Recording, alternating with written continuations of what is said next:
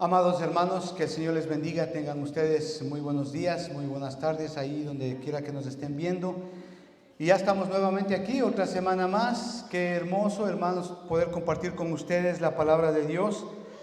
Como ustedes saben, hemos estado a lo largo de todas estas semanas haciendo una serie que yo creo ha sido muy bonita, muy edificante. Nos ha ayudado muchísimo a entender lo que es la adoración, lo que es la verdadera adoración. Y como preámbulo, amados hermanos, quisiera decirles de que el mensaje de hoy habla justamente de lo que es la verdadera adoración, pero desde un punto de vista práctico, desde un punto de vista aplicativo a nuestras vidas como creyentes. Si bien es cierto, hemos estado las semanas anteriores hablando acerca de lo que es la verdadera adoración, las implicaciones de la verdadera adoración. Hemos visto conceptos básicos, conceptos muy implicativos, inherentes no solamente al creyente, sino también a la iglesia. Es decir, hemos hecho un repaso general de lo que es la verdadera adoración. Es decir, ya tenemos, por así decirlo, un concepto básico de lo que es la verdadera adoración. Y el Señor, pues, en su misericordia, nos trae este mensaje hoy día, que realmente vendría a ser la aplicación de todo lo que hemos estado viendo las semanas anteriores. Es decir, cómo se ve esa verdadera adoración en el creyente, cómo se ve la verdadera adoración en el día a día de cada creyente. Así que, hermanos, ¿qué puedo decirles en este sentido, hermano? Que este mensaje va a ser realmente una bendición. Y como yo les decía hace un momento, ya para este punto ya debemos de tener un concepto muy claro de lo que es la adoración. A veces pensamos que la adoración es nada más venir acá el día domingo y interpretar o cantar algunas canciones. Eso está bien, pero hemos entendido que la adoración es mucho más extensa, implica mucho más. Y a veces tenemos esa idea de que pues vengo acá yo a la iglesia a cantar al Señor y todas las cosas que me están sucediendo en la vida pues las dejamos fuera de la iglesia y solamente vengo acá a la iglesia y me dedico a cantar. Pero no es así. Dios no nos llama a separar los aspectos que son inherentes a nuestra vida con respecto a lo que es la adoración. No, nada de eso, al contrario. El Señor nos llama a que nosotros todas las cosas que están inherentes a nuestra vida, que están en y con nuestra vida, debemos de traerles acá a la iglesia, y que sea la palabra de Dios que nos hable a nuestros corazones, nos indique, nos enseñe con respecto a lo que es la verdadera adoración. Es decir, que cada aspecto de nuestras vidas sean llenos de esta verdad. Por eso es que hemos visto hace algún tiempo que uno de los aspectos básicos de la adoración es el amar a Dios. De ahí tenemos el primer mandamiento. Recuerda usted, amarás a Dios con toda tu fuerza, alma, cuerpo y mente. Y de esa misma medida tiene que ser nuestra adoración. Así que pensemos por un momento en todas aquellas cosas que usted está pasando hoy al venir acá a la iglesia. Puede ser dolor, tristeza, aflicción, traición, incertidumbre, anhelos, metas, familia, trabajo, hijos. Todas estas cosas. Y pongámosles ante el Señor y presentémosle al Señor. Y permitamos que Él sea informando a nuestros corazones y transformándolos para poder adorarlo como Él se merece, por lo que Él es, por lo que Él ha hecho en nuestras vidas. De hecho, toda mi vida tiene que ver con la adoración. Cada aspecto de nuestras vidas tiene que ver con la adoración. No solamente el domingo en la iglesia, sino donde quiera que estemos, donde quiera que vayamos. Cada aspecto de nuestra vida tiene que ver con la adoración. Así que, dicho esto, hermanos, acompáñenme a leer el Salmo 15, por favor. Es un salmo que justamente habla de lo que es la adoración desde un punto de vista práctico, desde un punto de vista aplicativo para el creyente. Salmo 15, es un salmo que escribe el rey David. Dice así: Jehová. David está haciendo esa pregunta a Jehová, a Dios, ¿verdad? Jehová, ¿quién habitará en tu tabernáculo? ¿Quién morará en tu monte santo? El que anda en integridad y hace justicia, y habla verdad en su corazón. El que no calumnia con su lengua, ni hace mal a su prójimo, ni admite reproche alguno contra su vecino. Aquel cuyos ojos el vil es menospreciado, pero honra a los que temen a Jehová. El que aún jurando en daño suyo, no por eso cambia. Quien su dinero no dio a usura, ni contra él, ni contra el inocente admitió cohecho. El que hace todas estas cosas no resbalará jamás. Padre, queremos pedirte en el nombre de Jesús que hoy nos bendiga, Señor, por tu amor, por tu misericordia, Señor, y nos des un entendimiento claro de lo que es tu palabra, Señor, y de cómo poder adorarte de una manera práctica, de una manera diaria en cada aspecto de nuestras vidas. Señor, oramos para que mientras tu palabra es expuesta, Señor, nuestros corazones sean redarguidos de pensamiento, de palabra, de juicio, de verdad. Y de esa manera, Señor, poder arrepentirnos, corregirnos y poder adorarte como tú demandas que lo hagamos. Te lo pedimos esto, amado Padre, en el nombre de Cristo Jesús. Amén. Sí, hermanos, este Salmo 15 es un salmo de adoración. Es un salmo de una adoración de una persona que ha sido salva, que es creyente. Y es justamente desde un punto de vista práctico, aplicativo. Cuando, por ejemplo, yo veo a los jóvenes que, por ejemplo, planean su futuro y desean ingresar a la universidad, por ejemplo, hay requerimientos, hay requisitos que ellos tienen que cumplir para ingresar a esa universidad. Los que hemos pasado ese periodo como padres entendemos esto, ¿verdad?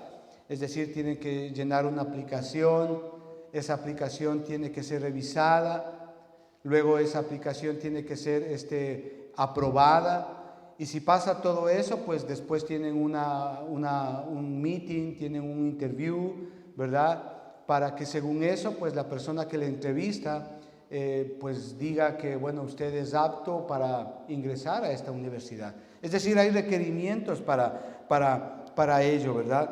Hay requerimientos, requisitos que se debe de cumplir.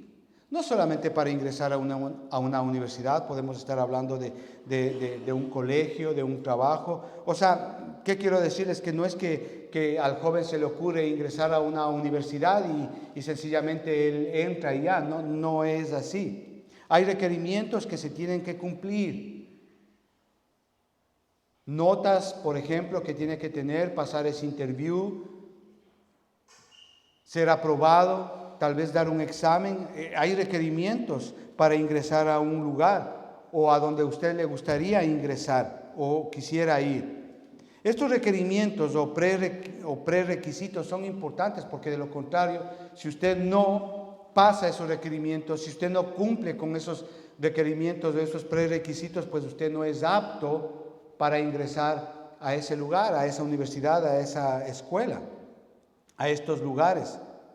¿Por qué les digo esto? Porque, por ejemplo, una universidad, un colegio, una institución busca personas que cumplan con esos requerimientos, buscan un cierto tipo de persona que cumpla esos requerimientos para que sea parte de esa universidad, de esa institución o de ese trabajo. Buscan cierto tipo de personas, obviamente que cumplan esos requisitos, e incluso muchas veces esos requerimientos, esos prerequisitos, estas instituciones los exigen, o sea que tiene que cumplir porque tiene que cumplir. Ahora, este Salmo 15 que acabamos de leer es como un examen de admisión para el creyente, cuando obviamente se trata del tema de la adoración. Es como los requisitos que uno debe de cumplir para acercarse o ir ante el Señor y poder adorarle. Es decir, poder realmente disfrutar de la comunión con Dios. Y aquella persona que realmente cumple estos requisitos es aquella persona que está preparado para adorar a Dios. Por eso es que hoy le hemos titulado el mensaje de hoy, hablando acerca de la verdadera adoración, un examen de admisión. ¿Cuáles son estos requisitos que el creyente debe de cumplir para que él pueda estar en la presencia del Señor y poder adorar? A veces, como les decía hace un momento, tenemos el pensamiento equivocado con respecto a esto. Por ejemplo, en las relaciones humanas para ingresar a un colegio, a una universidad, a un trabajo, hay requisitos que hay que cumplir. Incluso hay instituciones que exigen esos requisitos. Y si usted no cumple con esos requisitos, pues entonces usted no es apto para entrar a esa institución, a ese colegio, a esa universidad. Y muchas veces esos requisitos son obligatorios.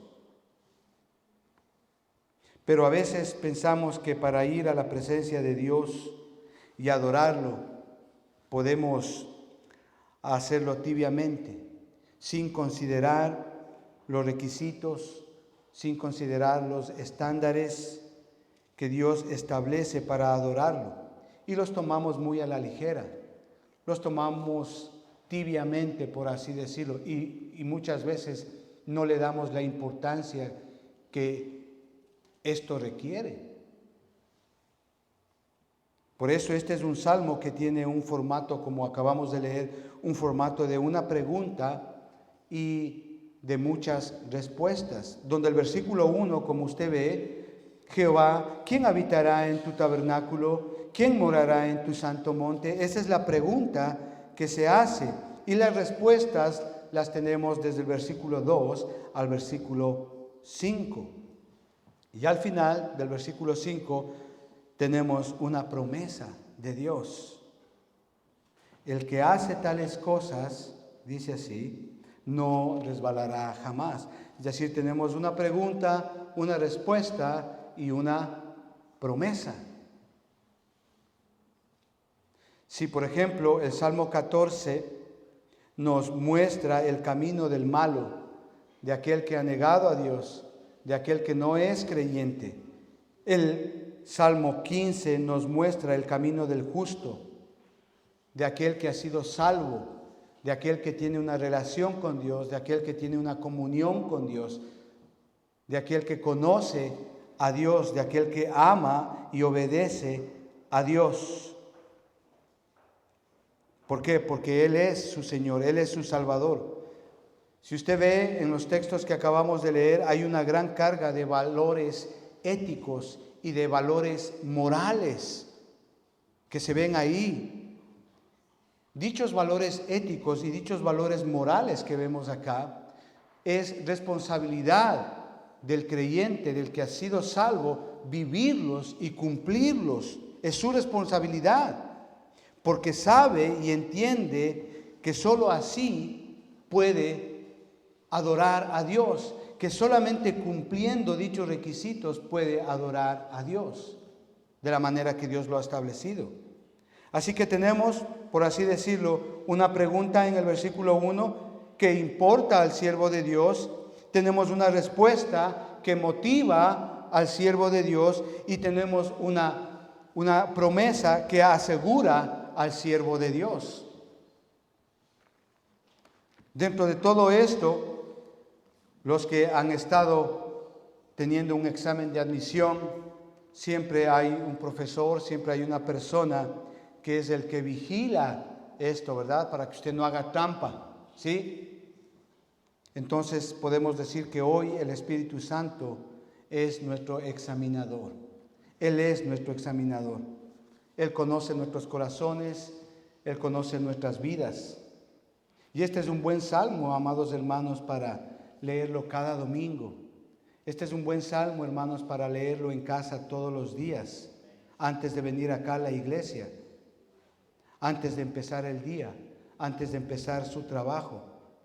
Todos los días es un buen día para adorarlo a Dios. No solamente el domingo acá, sino todos los días. La pregunta es, ¿qué podemos hacernos hoy día?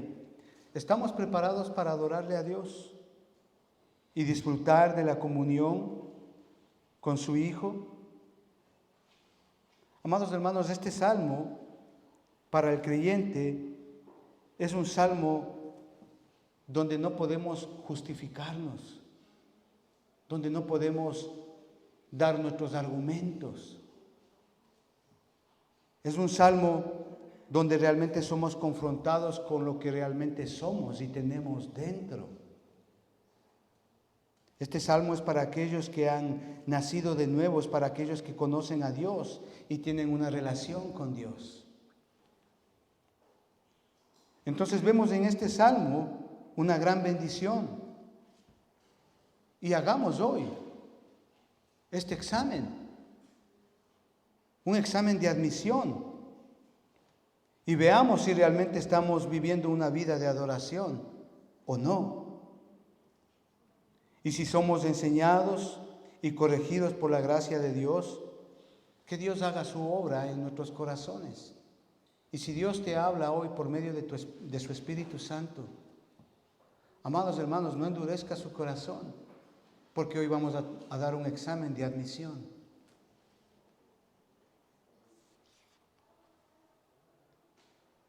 Mire el versículo 1, la pregunta. Jehová, ¿quién habitará en tu tabernáculo? ¿Quién morará en tu monte santo? Dice ahí. ¿Sabe que tanto el tabernáculo como el monte santo son un lugar formal de adoración? ¿Por qué? Porque es ahí en esos lugares donde reposaba el arca del pacto. Y cuando hablamos del arca del pacto estamos hablando de la presencia de Dios. Por lo tanto, el pueblo de Dios tenía que acudir al tabernáculo, tenía que subir al monte santo para adorar a Dios, porque justamente ahí estaba su presencia. Es decir, tanto el tabernáculo como el monte son un lugar formal de adoración. Y junto a esto, si usted observa, tenemos la idea de ir a casa. De hecho, la palabra habitará, ¿sí?, y morará hace referencia a algo muy familiar. Es decir, tienen una relación como de casa, de regresar al hogar. ¿Quién habitará, quién morará en tu monte santo? Es decir, la idea ahí es justamente de vivir en presencia de Dios como un invitado. Esa es la idea en el texto original de estas dos palabras, habitar y morar. Es decir, de estar invitados por parte de Dios y morar en su presencia. Ser los invitados de honor para Él, para adorarlo. Entonces hay una imagen de adoración formal, pero también vemos un sentido de relación personal, habitar y morar. Estas dos ideas son incluidas justamente en esta pregunta. ¿Quién habitará en tu tabernáculo? ¿Quién morará en tu monte santo? De hecho, se cree que este salmo era utilizado de una manera litúrgica en los tiempos cuando el templo estaba edificado. Les digo esto porque aquellos que iban o venían a Jerusalén a adorar, los sacerdotes leían este salmo a manera de un cuestionario para asegurarse de que los que iban a adorar a Dios, al templo, pudieran cumplir con los requisitos para que ellos puedan estar delante de la presencia de Dios y obviamente tributar la adoración a Él, sea en sacrificio, sea en ofrenda o sea en persona, como iban ellos. De hecho, esto es más amplio, porque por ejemplo, si usted ve el versículo 5 Y la parte última, en cuanto a la promesa, dice así: el que hace estas cosas no resbalará jamás. Es decir, va mucho más. No solamente se trata de venir a la adoración, sino da la idea de toda una vida, de toda la vida, donde quiera que estemos. Y las cualidades que tenemos ahí, que vemos desde el versículo 2 en adelante al versículo 5, son, como usted ve, no son ritualísticas, son prácticas, son o muestran el carácter del creyente, del que va, del que se acerca a adorar a Dios. Es decir, son cosas que son evidentes, que se ven en la persona, son parte del carácter, con lo que usted realmente es en cuanto a la relación con el Señor. Son requisitos morales de un verdadero creyente que disfruta de la relación con Dios. ¿Se da cuenta aquí, amados hermanos, en esta pregunta que se le hace a Dios? Versículo 1. ¿Quién habitará en tu tabernáculo? ¿Quién morará en tu monte santo? ¿Por qué? ¿Por qué se hace esta pregunta? Porque es la respuesta de Dios mismo la que importa. Es decir, el versículo 1 es la pregunta que se le hace a Dios, y del versículo 2 al versículo 5 es la respuesta que Dios da a esa pregunta. Entonces lo que importa no solamente es la pregunta que se le hace a Dios, sino la respuesta que da Dios a esa pregunta.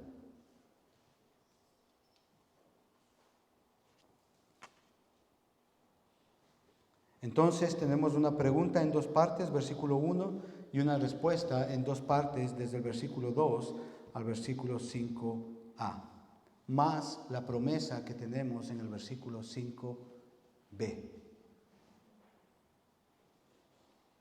Entonces tenemos tres declaraciones positivas, seguidas de tres declaraciones negativas, es decir, vemos lo que esta persona hace, vemos lo que esta persona no hace, del versículo 2 al 3, seguido de dos declaraciones de lo que él hace y luego dos declaraciones de lo que él no hace, versículos 4 y 5, y luego tenemos la promesa al final.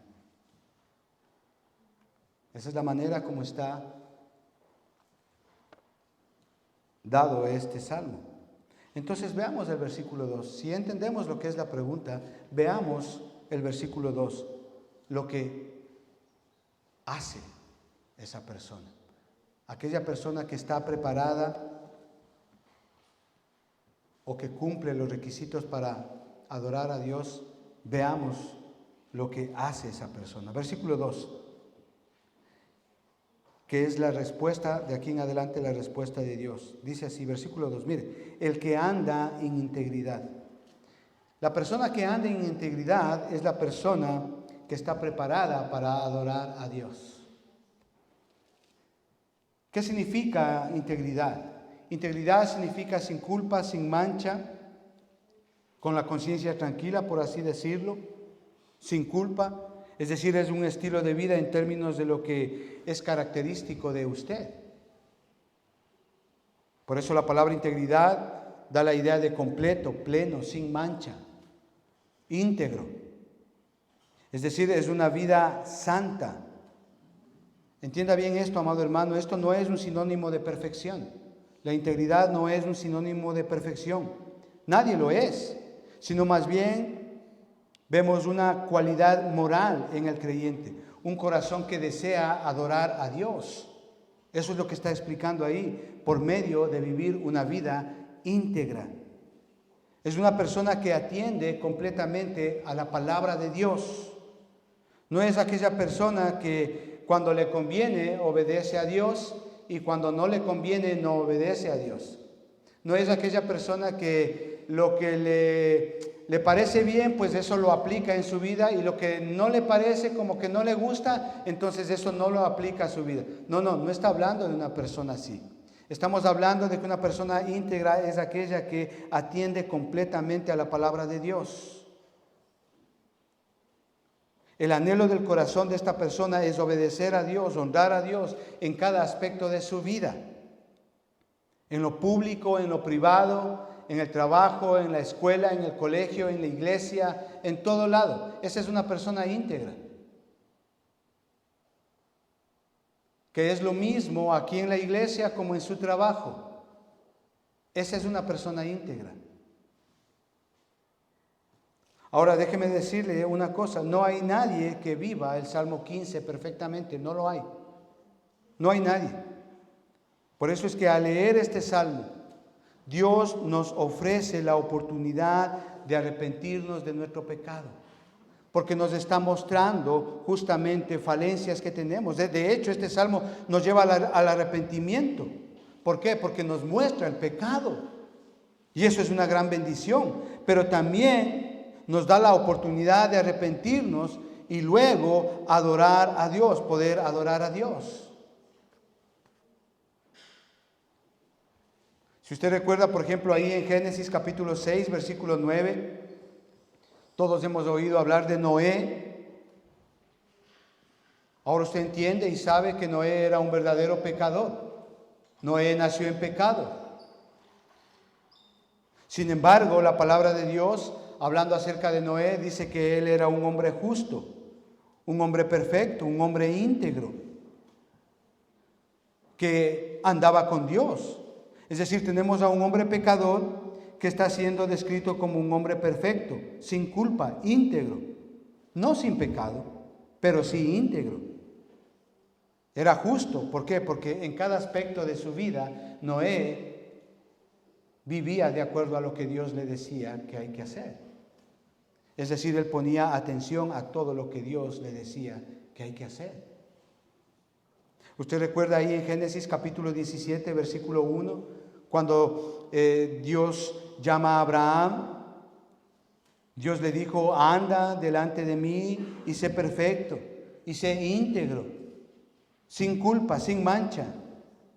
Sin embargo, sabemos que Abraham era un hombre pecador, pecaba. Pero aún así, la calificación que le da la palabra de Dios a Abraham es un hombre íntegro y perfecto. ¿Qué implica esto? Que él, obviamente, él obraba de acuerdo a lo que la palabra de Dios decía. Prestaba atención, atendía a lo que la palabra de Dios decía que tiene que hacer. Eso es una persona íntegra. De hecho, por ejemplo, cuando queremos o tomamos en cuenta a los ancianos de una congregación, eso es lo primero que vemos, la integridad de aquellos hermanos que han sido llamados para ser ancianos en una iglesia, su vida íntegra.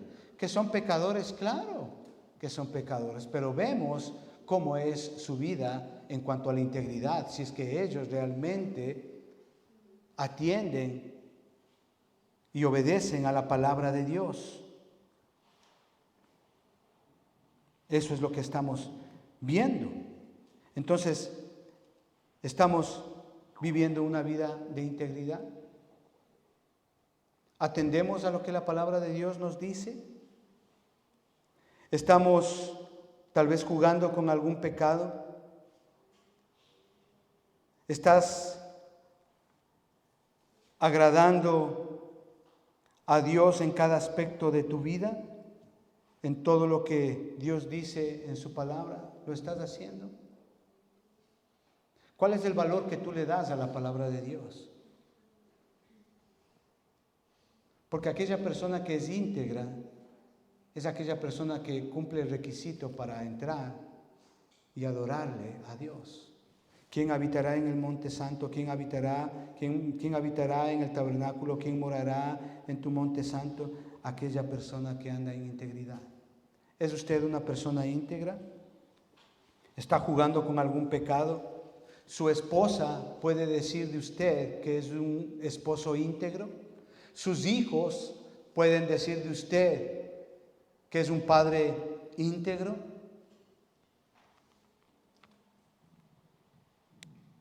¿Qué piensas que Dios dice de ti en cuanto a la integridad de tu vida? Aquel que camina en integridad está preparado para adorar a Dios. Pero no solamente eso, sino también dice ahí, y el que obra justicia, el que hace justicia. Cuando hablamos en este aspecto, estamos hablando de las relaciones humanas en términos de una vida práctica. Es hacer lo correcto basado en los estándares de la palabra de Dios. Eso es hacer justicia. Vivimos en un tiempo, amados hermanos, donde se abusa de la gracia.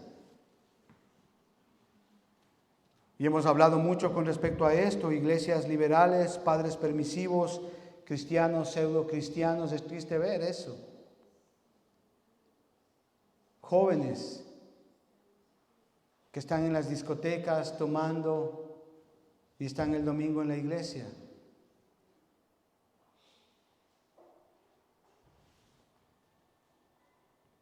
Iglesias donde se permite el pecado, se permite la música mundana.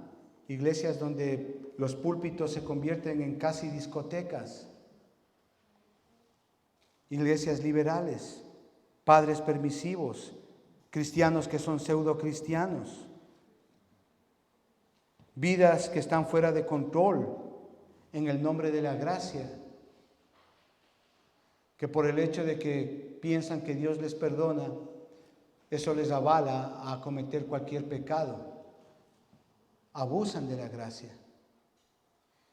Pero sin embargo, el que obra justicia es aquel que hace lo correcto basado en los estándares de la palabra de Dios.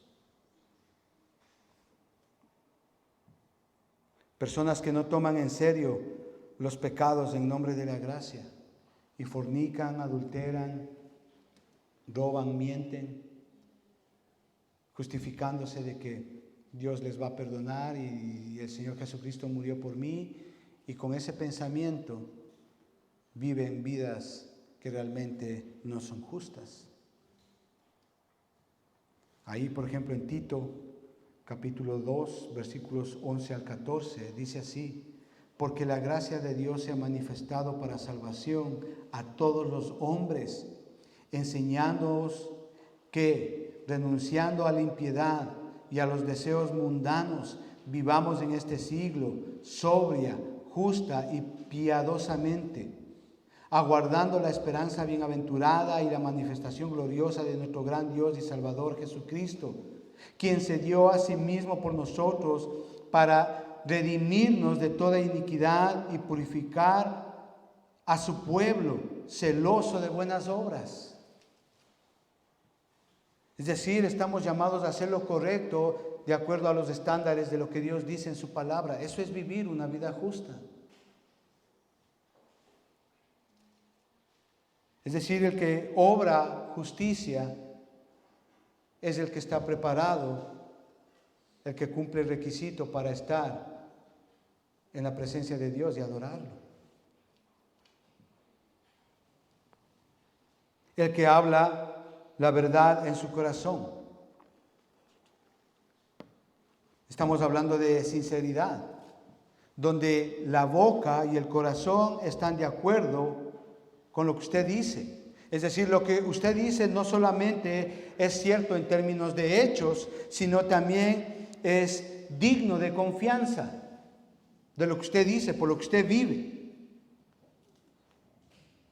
Es decir, que también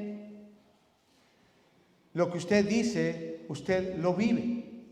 Es decir, que sus palabras son consistentes con lo que hay en su corazón. Por eso esa persona que habla la verdad es de confianza. Usted sabe que no se va a echar para atrás, usted sabe que no le va a traicionar, usted sabe que le va a ser fiel. Y es así, porque su corazón está de acuerdo a la palabra de Dios. No hay hipocresía, su corazón y su boca están de acuerdo. La persona que adora correctamente a Dios es aquella que la que usted ve en persona, esto es lo que usted va a recibir de ella. Es muy triste cuando somos decepcionados, ¿verdad? A veces nos decepcionan personas a quienes amamos mucho.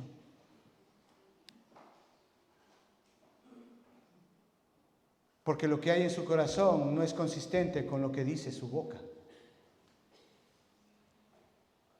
El que habla verdad es aquella persona que su corazón es consistente con lo que hay en él y con lo que habla su boca. Salmo 71, versículo 8 dice así: sea llena mi boca de tu alabanza, de tu gloria todo el día. Eso es lo que hace aquella persona que está preparada para adorar a Dios. Ahora veamos lo que no hace. Versículo 3. El que no calumnia con su lengua. El que no calumnia con su lengua. ¿Qué es calumniar? ¿Se ha puesto a pensar usted algo? ¿Qué es calumniar? Es buscar algo con lo que se puede lastimar a alguien. Eso es calumniar. Es hacer daño al mentir acerca de alguien con lo que usted dice. Eso es calumniar.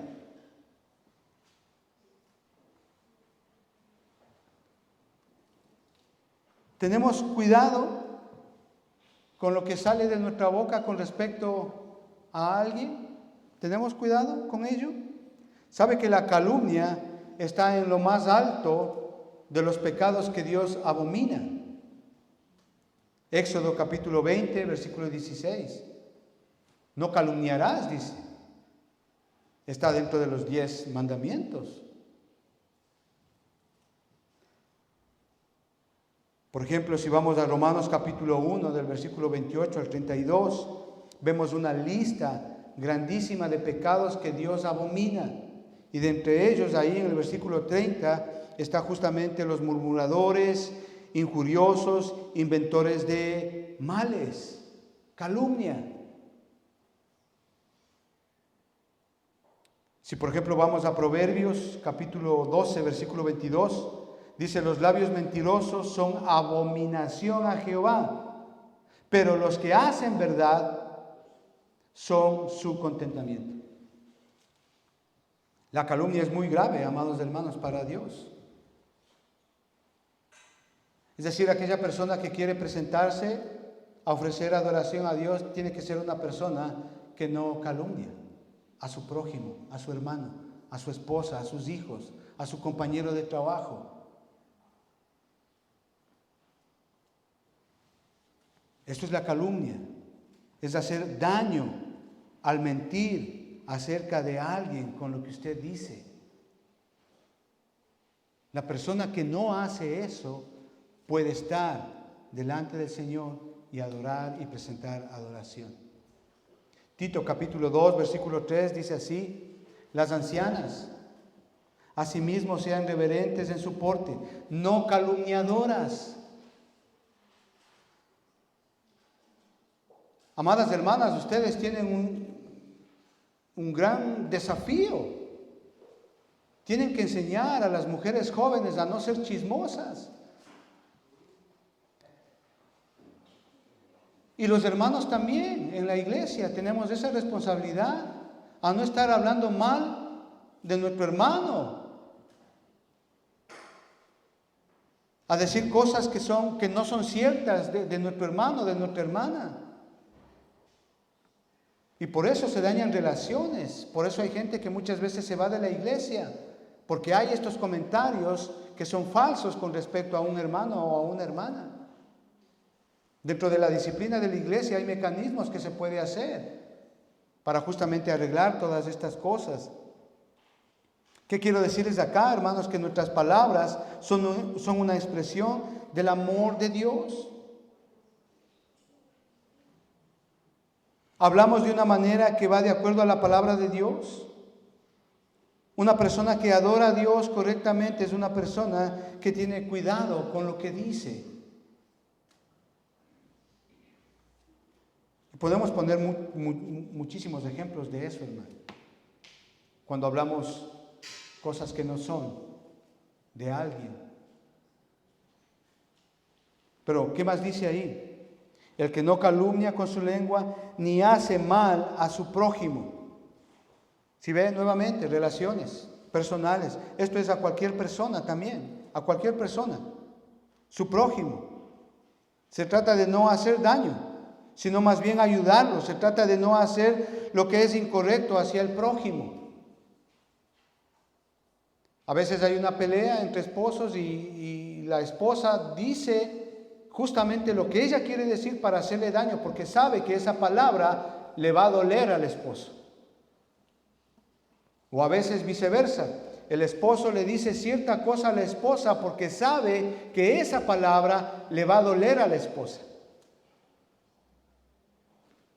Pero eso justamente es lo que no debemos de hacer, no hacer mal al prójimo. Se trata de no hacer lo incorrecto hacia él. Mire, tarde o temprano, consciente o inconscientemente lo hacemos. Entonces, ¿qué podemos hacer aquí? Lo confesamos, lo corregimos.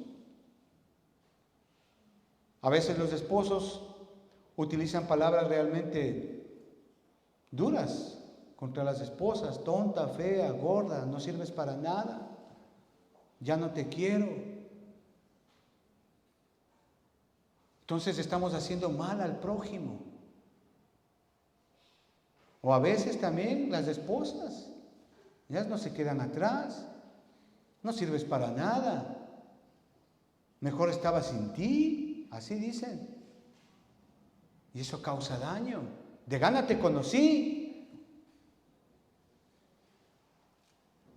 Entonces precisamente eso es lo que no debemos de hacer. Y si lo hacemos consciente o inconscientemente, amados hermanos, vayamos al Señor, pidámosle perdón a Él.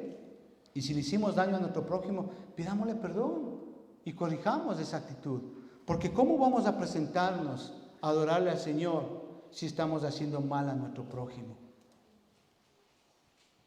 Dice ahí, no, ni hace mal a su prójimo, ni admite reproche alguno contra su vecino. No admite reproche alguno. Si ve, otra vez, se trata de relaciones personales, cualquier persona. ¿Qué es el reproche? Es arrojar un insulto o atribuir algo indigno a una persona en el sentido de acumularlo innecesariamente. ¿Entendió? Le pongo un ejemplo. Usted está en la casa y a veces nosotros los hombres no somos diseñados para el hogar, ¿verdad? Pero es que ya te he dicho. Y está acumula y acumula lo mismo y lo mismo. Pero es que no sabes, ya te he indicado. Y abren los ojos y sacan los dientes y ¿qué pasa acá? No sabes cómo hacerlo, ya he hecho. Eso es aquella persona que está preparada para adorar a Dios, es aquella persona que no hace reproche, que no hace tal cosa. Mire Proverbios capítulo 10 y versículo 12.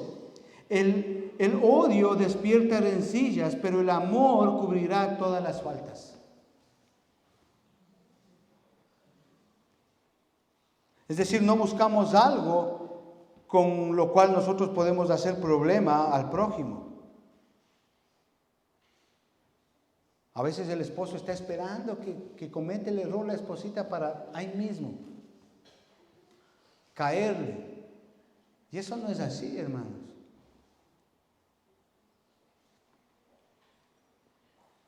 Mire, si de hecho usted y yo como creyentes ya soportamos suficientes reproches del mundo, ¿verdad? ¿Se ha dado cuenta? Que vienen del diablo y de la gente que odia a Cristo, odia a la iglesia. Usted se ha dado cuenta, en nuestros trabajos, universidades, muchas veces se burlan de nosotros como creyentes, se burlan, nos menosprecian, nos hacen a un lado muchas veces. Si ya de hecho soportamos todas esas cosas, ¿vamos a soportar todo eso en la iglesia? Por favor, no. ¿Vamos a soportar eso en un hogar cristiano? Por favor, no.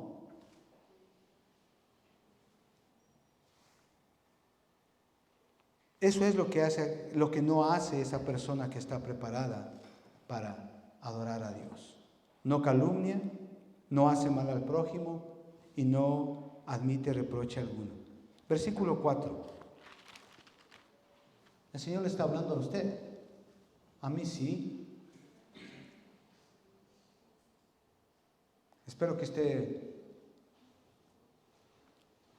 Espero que pase este examen de admisión ahora, hermano.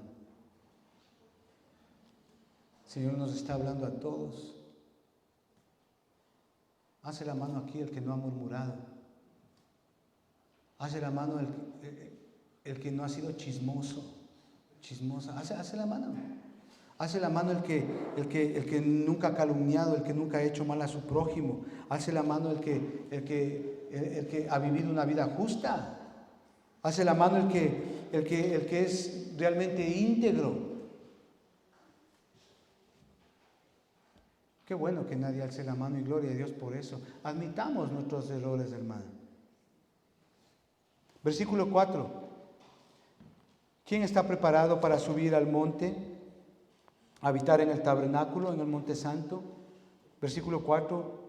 Aquel a cuyos ojos el vil es menospreciado. Veamos lo que hace. Versículo 4. A aquel a cuyos ojos el vil es menospreciado. Es aquella persona que su fidelidad se revela en cuanto a la lealtad que tiene hacia Dios. ¿Por qué? Porque él o ella están comprometidos con Dios y aman a Dios. Su fidelidad a Dios es evidente y no negociable en cada aspecto de su vida. Con respecto al pecado, en cada punto de su vida, es leal, fiel a Dios. En el lugar donde esté, donde quiera que vayan, bajo cualquier circunstancia que estén. Son fieles a la promesa, al pacto que han hecho con Dios. Por eso ahí en el Salmo 1 dice: bienaventurado el varón que no anduvo en consejo de malos, ni estuvo en camino de pecadores, ni en silla de escarnecedores se ha sentado. Ese es bienaventurado, el que no negocia la verdad de Dios. Pero a veces los amigos, las amistades hacen que fallemos a ese pacto. Debilitan nuestra fe. Y en ese sentido, pues, se claudica y se negocia con el pecado. Y vemos cristianos en discotecas, cristianos cometiendo adulterio, cristianos en fornicación, en adulterio, cristianos robando, cristianos siendo deshonestos. Pero ahí dice: bienaventurado el varón que no anduvo en consejo de malos, ni estuvo en camino de pecadores, ni en silla de escarnecedores se ha sentado. Eso es lo que hace un verdadero adorador, aquel que quiere habitar en el santo monte, aquel que quiere morar en el tabernáculo de Dios y presentar adoración. Aquel a cuyos ojos el vil es menospreciado. No negocia con el pecado. Su estándar de vida es lo que la palabra de Dios dice: honra a aquellos que temen a Dios. ¿Cuántas veces usted pudo haber negociado con el pecado sencillamente por tener una retribución económica, una retribución sentimental, un beneficio en su trabajo? ¿Cuántas veces ha hecho eso usted? Amados, estamos llamados a no negociar con el pecado. Eso quiere decir eso. Pero no solamente eso, sino también el que aún jurando en daño suyo, no por eso cambia. Es decir, que mantiene su pacto. Y esto obviamente se revela en cuanto al temor que tiene hacia Dios, su obediencia. No usa el mal nombre de Dios en vano. Su compromiso es con Dios y no con el hombre. Sabe a quién le sirve, sabe a quién obedece. ¿Por qué es así? Porque ama a Dios. Y así es como se adora a Dios. Aunque en Mateo capítulo 5, versículos del 11 al 12, dice así: bienaventurados sois cuando por mi causa os vituperien y os persigan y digan toda clase de mal contra vosotros, mintiendo.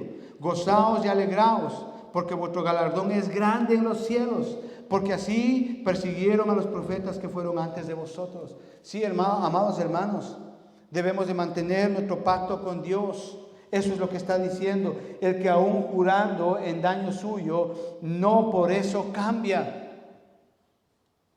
¿Recuerda usted los pactos que hizo con su esposa al casarse? ¿Se acuerda usted? Hace ya algún tiempo. Cuando usted le dijo, oye, te prometo amarte en la enfermedad, en la tristeza, en la abundancia, en la pobreza. Usted hizo ese pacto con Dios, de fidelidad con su cónyuge. ¿Se acuerda usted de eso? Eso es lo que está diciendo acá. Esa es la analogía muy bonita que nos presenta, la del matrimonio. Pero también hemos visto que cuando hay un pequeño problema en un matrimonio, claro, lo primero que hacen es se separan. Pero lo que nos está diciendo es aquí que aún la situación sea difícil, aún seamos perseguidos, aún incluso jurando en daño suyo, por eso usted no cambia. Está hablando de un pacto con Dios, está hablando de una relación con Dios, está hablando de que usted es fiel al Señor. ¿Somos personas de palabra? ¿Cuántas veces usted se ha comprometido y ha fallado?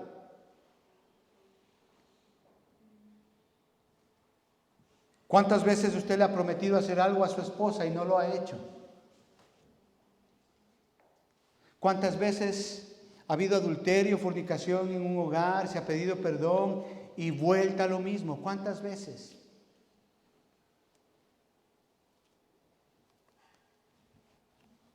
Seamos honestos con nosotros mismos. Versículo 5, veamos lo que hace. Quien su dinero no da a usura. ¿Qué es esto? Recuerde, amado hermano, que en el pueblo de Dios, es decir, los israelitas, Dios les mandó a que cuidasen el uno del otro. Y si, por ejemplo, alguien tenía alguna dificultad financiera de una persona y le prestaba dinero, ese préstamo no debía de ser usado para la ganancia financiera de la otra persona y de esa manera dejarle a la persona necesitada sin poder recuperarse de esa, digámoslo así, de esa necesidad que él tenía. Éxodo 22 podemos leer, versículos 25 al 27, dice: cuando prestares dinero a uno de mi pueblo, al pobre que está contigo, no te portarás con él como logrero, ni le impondrás usura, ni tomarás en prenda el vestido de tu prójimo. A la puesta del sol se lo devolverás, porque solo eso es su cubierta, en su vestido para cubrir su cuerpo. ¿En qué dormirá? Y cuando él clamare a mí, yo le oiré, porque soy misericordioso. El Señor habla claro, justamente a no ser chulqueros, a no prestar dinero con el beneficio de querer ganar más, hacer las cosas de una manera honesta. Si usted ve a su hermano, a su hermana que tiene necesidad y el Señor pone en su corazón ayudarle, ayúdelo. Y que su mano derecha no sepa lo que su mano izquierda hace. ¿Sí me entiende lo que estoy diciendo? Usted no tiene por qué estar sacando en el periódico, dando testimonio: yo le presté a tal hermana. No, eso es entre usted y Dios. Pero no lo haga con intereses. Que hay hermanitos que de todo quieren hacer negocio. Y tienen ya por ahí algo que ya no les sirve y te vendo. Y le embaucan a la pobre hermana con algo viejo que ya no usan. Regálele. Así sea 10 libras, así sea un pound, pero quieren recuperar ese poundcito. ¿Dónde está ese corazón mezquino? Oiga, coja y regálele y ya está. Y eso es lo que el Señor manda, a no dar ese dinero en usura, a no prestar de esa manera, de tal manera que el hermano que esté en necesidad no se pueda recuperar. El Señor nos manda a cuidarnos los unos por los otros. Ni admite cohecho, dice ahí. quien su dinero no da usura ni admite, ni contra el inocente admite cohecho. Es aquella persona que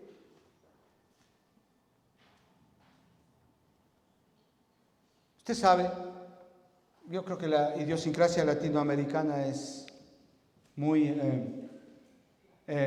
clara en esto, ¿verdad? Siempre hacer los negocios por debajo de la mesa, ¿no? Eso usted ve, los políticos, los gobiernos de nuestros países son campeones para eso, ¿no? Y quieren hacer los negocios así de esa manera, en cohecho, de una manera que no es legal. Es decir, es aquella persona que hace daño a otra persona para enriquecerse, y todo por dinero, de manera egoísta. Pero ahí dice, es aquella persona que no admite cohechos, no admite negocios fraudulentos, que no están de acuerdo a la ley. ¿Por qué a veces va mal en los negocios? Porque justamente se admite cohecho. No se sigue los pasos que la ley ha establecido. Y hacemos esos shortcuts para ir más rápido, y así me gano más dinero, me ahorro esto. Y no es así, hermanos. Compran a jueces, compran a funcionarios para que les salga tal contrato, y no es así. Hay un proceso que hay que seguir. Hay leyes que Dios ha establecido en los gobiernos que hay que seguir. No admite cohecho, negocios fraudulentos. Mire, el que hace todo eso, ¿qué dice ahí? El que hace todas estas cosas, ¿qué promesa? ¿Qué promesa, hermano? El que hace todas estas cosas, ¿qué dice ahí? No resbalará jamás. Mire, cuando nos presentamos ante Dios con una vida íntegra, obrando justicia, hablando la verdad, sin calumniar, sin hacer mal al prójimo, sin admitir reproche,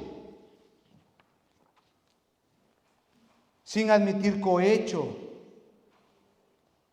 sin ser usureros. Cuando hacemos todas estas cosas, amados hermanos, el Señor nos da una promesa y dice: preséntate a mí a adorar así, y no vas a resbalar jamás. ¡Qué promesa, hermano! ¿Quién puede presentarse? ¿Quién puede ir, como leíamos, y habitar en el tabernáculo? ¿Y quién puede morar en el monte santo? Aquel que no admite cohecho, aquel que no miente, aquel que vive en la verdad, aquel que habla la verdad, aquel que no calumnia, aquel que no hace mal al prójimo, aquel que no admite reproche contra su prójimo. Solo ahí no vamos a resbalar, hermanos. Ahora preguntémonos, ¿por qué muchas veces nos ha ido mal en la vida? ¿Por qué muchas veces hemos resbalado, nos hemos caído, no nos ha ido bien en la vida?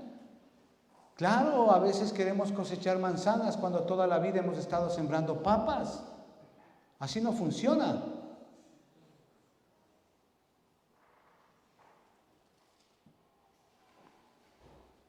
¿Quién puede habitar en su tabernáculo? ¿Quién puede vivir, morar en el monte santo? Amados hermanos, esto se trata de comunión con Dios, de una santidad práctica, de una vida práctica del creyente, que se muestra, se ve todos los días, la cual es requerida para ir y adorar a Dios. Así que, ¿cómo se honra a Dios?